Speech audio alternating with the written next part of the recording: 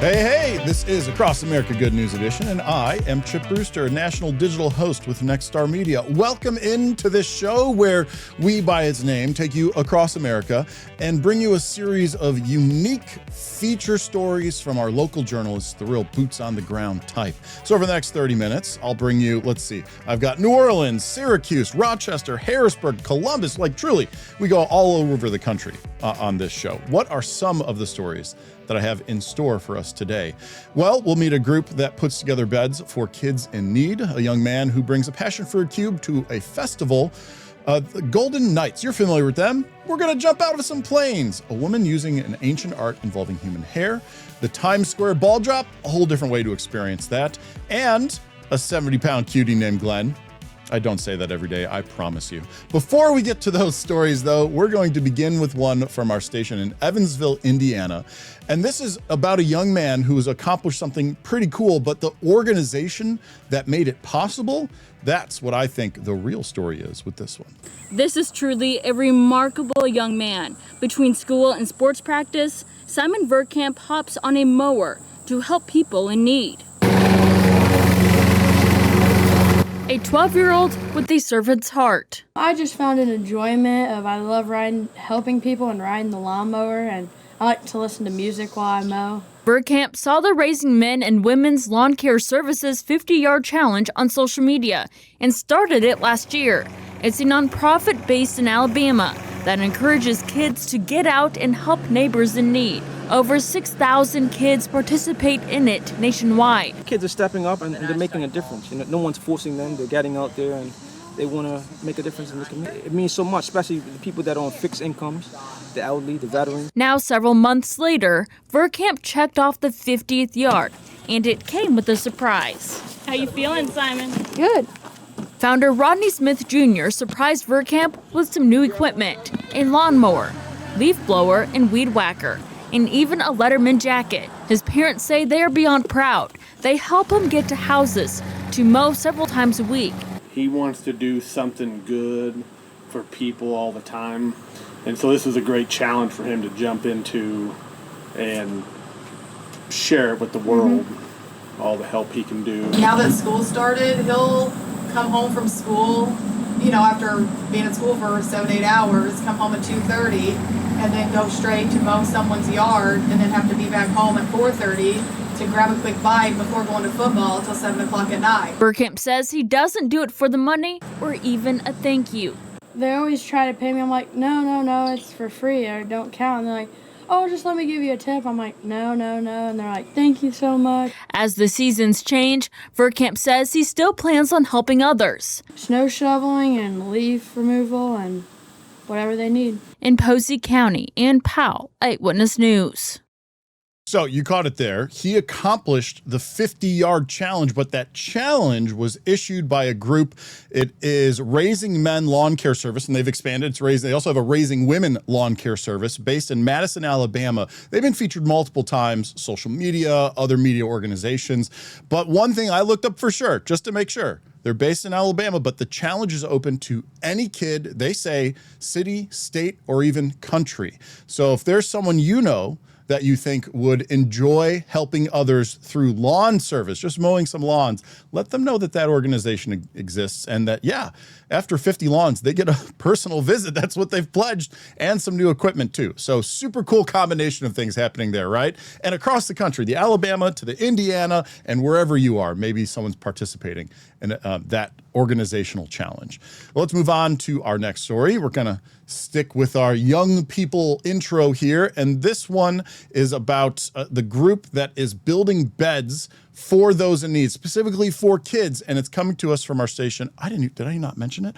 That first story, sorry, WEHT in Evansville, Indiana. That was that station. This one, WSYR in Syracuse, New York. And it's another one that, even though it's a local story, this organization absolutely could do something in your community.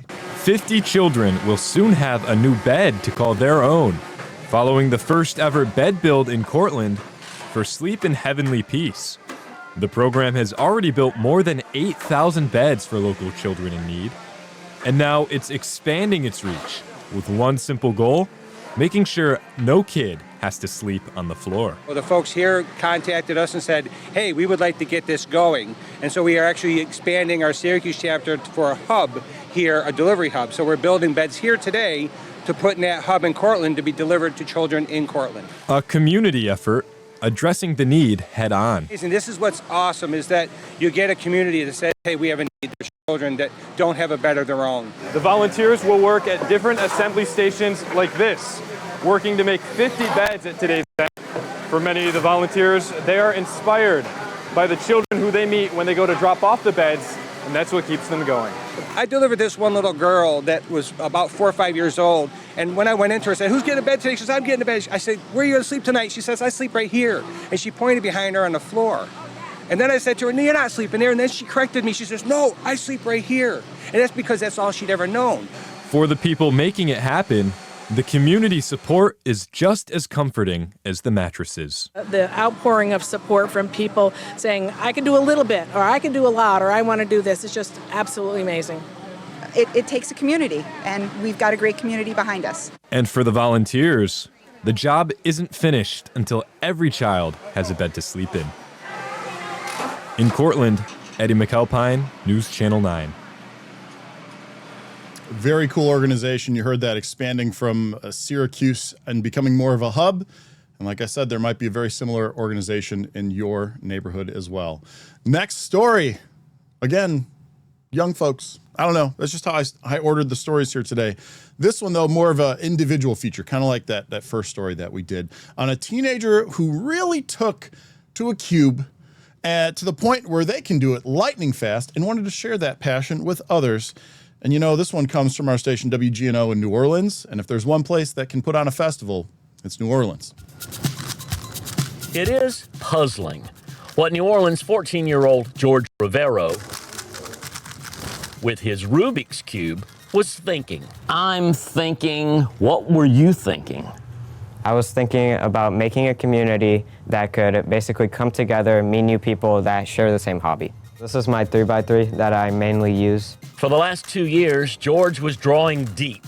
This is my 4x4. Into his collection of cubes. This is my 5x5. Like a marathon man on a mission. Faster and faster at his sport. This is my 6x6. And if you have the need for speed, how do you put the pedal to the metal? Consistent and deliberate practice about the cube. Practicing and competing at contests all around Louisiana. Do you ever get a finger ache? No, but one time I got my finger stuck in the cube. What also stuck was that thought, to bring the cubing community together here at home. So George organized and orchestrated his own one-of-a-kind festival at the International School of Louisiana. In New Orleans, where there's a festival for everything, there was not for this one thing. Yeah, not until George had the vision, and you know what they say, if you build it, they will come, and they did. So do I have to solve one to help you run the event? I don't know With how to the solve blessing of his school librarian and the World Cube Association, George invited cubers of all ages to his Cube Fest. That's where George himself crossed the finish line to set a new state Rubik's Cube record in just 79 hundredths of 1 second. I can't do it that fast. George, I mean, in a way, I'm not too surprised because I knew he had it in him. George is definitely going to be the best in the world, at least one day. Already, he's a straight-A student with plans to become an architect, building beyond the cube. This is my 7x7, my biggest cube of my collection. You know, George, you got a big heart. Thank you. Why was it you decided to share your love for the cube? I've shared my love for the cube because it's been something that I've been doing for 2 years, and without it, I wouldn't be the same person that I am today. It's still puzzling. A complicated, complex cube. Unless, of course, you're George. Is it sort of like learning to play the piano? Yeah, it's pretty much similar to that. And do you play the piano too? Yeah, I could also play the piano. As fast as you do this? Yeah, pretty much.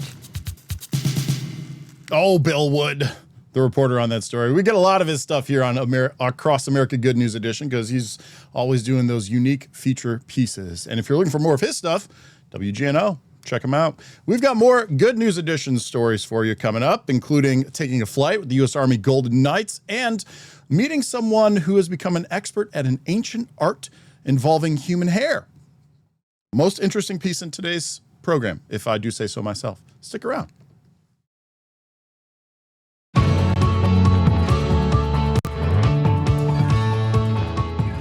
Welcome back. So this next story about the Golden Knights, hopefully you were sticking around and going, oh, I love the Army Golden Knights, is from WROC in Rochester, New York. And it's one of a few that I saw. There's a whole lot of air shows happening across the country right now, hot air balloon shows, kind of typical air shows. And these guys and gals perform at not only a lot of air shows around the world, but a lot of events, major events around the world. So to see what it looks like from their point of view, including the plane that they just happened to jump out of, that's kind of unique. Let's take a look. I just went on a not so typical ride along. This was a flight in that aircraft, 12,000 feet in the air with the U.S. Army Golden Knights. One of those jumpers is Sergeant Clarissa Smith, a local from Byron Burgeon and part of the U.S. Army parachute team for the last 2 years. It's awesome. I mean, it's definitely the best way to get climate control in the summer. But yeah, we have a good time up there. Today I'm doing a mass formation, so I'll be jumping with 5 other jumpers, and we're all going to be holding hands in the sky for about 6,000 feet. Then we break off, do a little bomb burst, land on target, and then we get to go talk to people, which is my favorite part, so I'm happy to be here. Smith comes from a military family, so she always knew she wanted to join the service. And then join the Army because of the opportunity to be a paratrooper. And from there, the Golden Knights were across the street. I found out about them, and I thought that it sounded like a cool opportunity, which it was.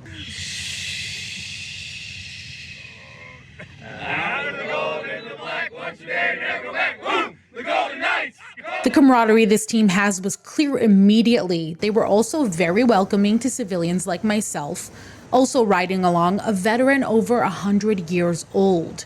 To fly with them, I had to attend an FAA and a separate Golden Knight safety briefing, because in the sky, they are very focused. At an air show, we'll do a jump. We put some cool maneuvers in the sky. Usually we'll have a wingsuiter. We'll have some people doing canopy relative work, which is where they'll fly their parachutes relative to each other. So we'll get that first interaction as like an attention draw. And then when we land, we break the crowd line and we get to talk to people. And why do they do this for the public?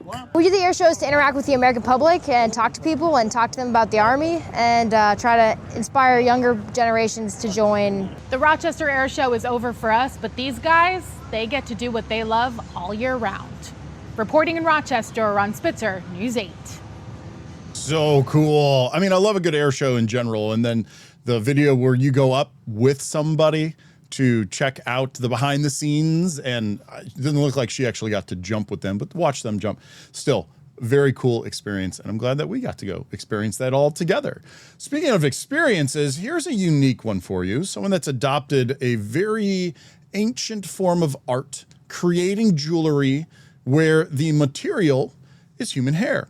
This is, I'm telling you right now, it's the longest story in today's episode, in this episode, but it is also the most fascinating, at least to me. I hope you get the same interest out of it. And it comes to us from our station, WHTM in Harrisburg, Pennsylvania. We're in Glen Rock Borough. York County. Yes. Lucy Cadwallader, whose hair art we first learned about back in 2010. I don't look at it as how many hairs am I counting to make a piece, because it's literally in the thousands. Even then, she'd already been doing it for decades. We started in 1992. We wanted to get the kids away from the TV and doing something on the weekends, so we started in Civil War reenacting and learned that they had jewelry specifically for mourning the loss of a loved one. Jewelry made of the lost loved one's hair. So I have some original pieces, necklaces from the Victorian period. So the hair holds up quite well. Victorian, as in Queen Victoria, who had art made from the hair of her dear husband Albert, who died in 1861 when the Civil War had just started. Hair art spread from England to America, where there were a lot of people to mourn. A memento, like the watch chains. A lady would have some of her hair made into a watch chain for her husband's pocket watch. In the year 2000, Philadelphia had a hairball convention. There was a lady there from Sweden who was doing a demonstration. Next thing Lucy knew, she was in Sweden learning. That's all it took. I have 70 hairs counted, human hairs counted per group. I have 16 groups. 2/3, 2/1, 2/3/4, 2/1. A lot of muscle memory there. Oh yeah, it's good for the brain. And little by little, I'm not going to say I mastered the art, but I'm comfortable with my pieces. And I'll say you mastered the art. well, it never. I approach it from a historical point of view. I respect that time period. Which brings us to this. This is the pattern I would have used to make the bracelet for Caroline in Little House on the Prairie. Not just hypothetical. She got an email of folks making this. How will we ever know till we try?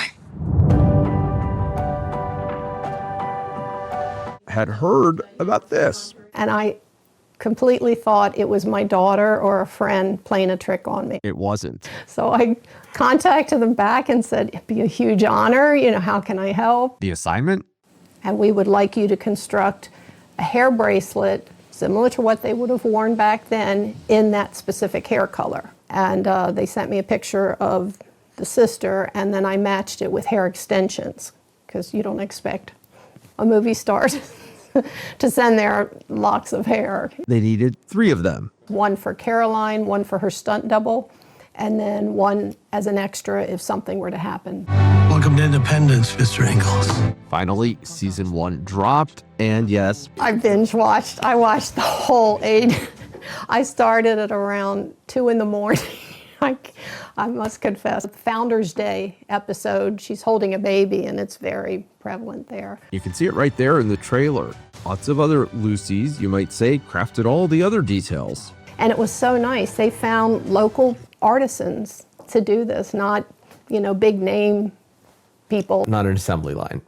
No, definitely not an assembly line, no. Her interest in Little House started long ago. I used to watch that with my mom at night. She always supported my art. So Lucy knows a thing or two about missing someone. Definitely get feedback from most of my clients. And the most rewarding would be helping someone who's grieving, when they've gotten back to me and said, that really helped.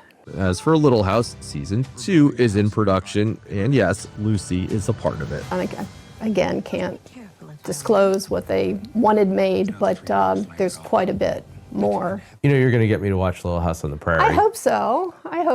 It's a good story. It's wholesome. I think it's what people need now. People helping one another and looking out for each other. And Lucy? I love what I do. I found my niche. In York County, Pennsylvania. Enjoy what you do, and it won't seem like work. I'm Seth Kaplan. So unique, right? I know, 4.5 minutes long. Terrible for people that watch videos on the internet nowadays, but just like, I didn't even know that human hair art like that was a thing, let alone that there was still someone mastering the craft and then being used on movie sets. So I hope that you got as much enjoyment out of the uniqueness of that as I did. For those that need a little break though, I'm going to give one to you. And then when we come back, 2 more stories to wrap up the show, an experience in Times Square, and that 70-pound cutie I was talking about. It's a wombat. See you soon.